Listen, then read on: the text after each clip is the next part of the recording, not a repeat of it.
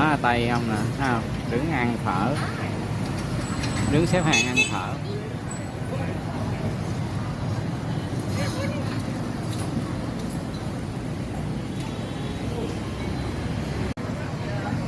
Đang chờ, nhiều người chờ vô ăn phở.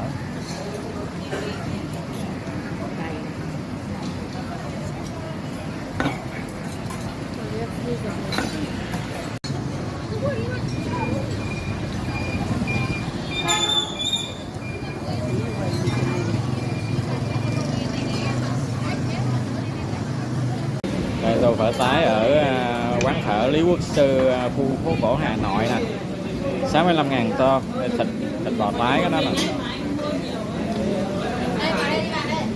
Cái này rau thơm, cái này là hành, dưới này là phở.